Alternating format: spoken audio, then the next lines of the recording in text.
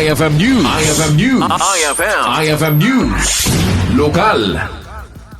Balaygian Naiwayat ti bloodletting activity kan I-check up iti Kapitolyo Probinsial iti Kalabes.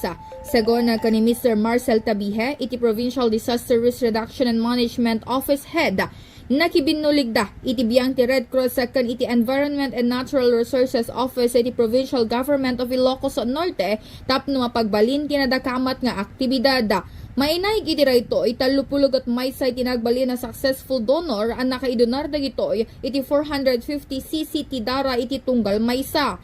Nagipasitan daytoy dagiti Philippine National Police sa Barangay Ranger Officers second empleyado iti Provincial Government of Ilocos Norte. Patsyo ni Tabihe nasisita nga adda iti maisaysayangkat a bloodletting activity tapno adda iti pagalaan ti supply ti dara no adda iti emerhensiya. Been going on for the last 3 years namin.